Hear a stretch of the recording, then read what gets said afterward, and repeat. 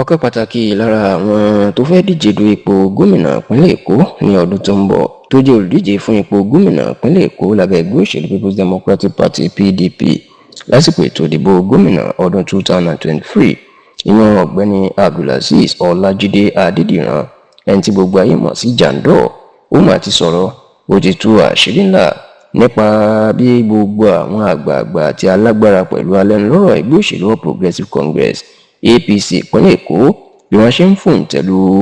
igbákejì gómìnà ìpínlẹ̀ Èkó lásìkò yìí,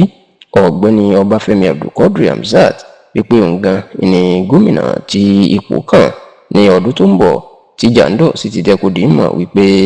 ariwo ọjà lásán ni, òun kì í sì wáríjà owó ọjà ní tòun, àti pé n tóun gbọ́ látọ̀dọ̀ àwọn àgbààgbà ẹgbẹ́ ni wípé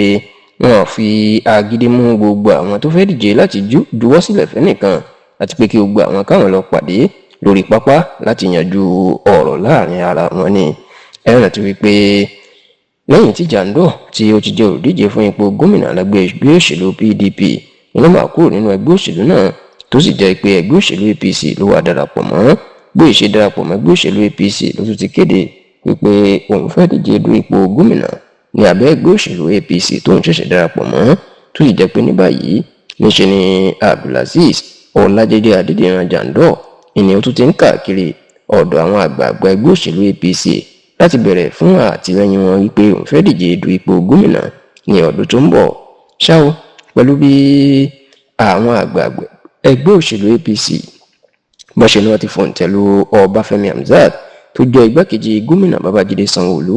fún ètò ìdìbò gómìnà ọdún tó ń bọ̀, níṣe ni Jandor ló máa sọ̀rọ̀ lórí ọ̀rọ̀ yìí. Ètò sì jẹ́ kí Jandor kó sọ̀rọ̀. Ó ní ìṣẹ̀lẹ̀ tó ṣẹlẹ̀ lọ́jọ́ Ajé tí í ṣe ọjọ́ Monday ọ̀sẹ̀ tí a wà nínú ẹ̀ yìí, nígbà tí gómìnà Babájídé Olúṣọlá Sanwó-Olú ti ìpínlẹ̀ Èkó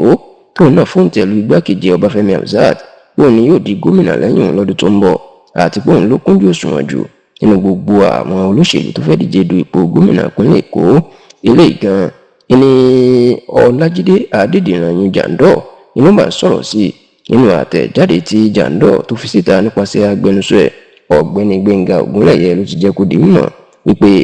bí Sanwó-Olú bó ṣe fòǹtẹ̀lù Ọbáfẹ́mi Hamzat yìí, ó ní kò ṣe nǹkan kan lára òun, kò sì dùn òun rárá. Ó ní nítorí pé ìdí ẹ̀ ni pé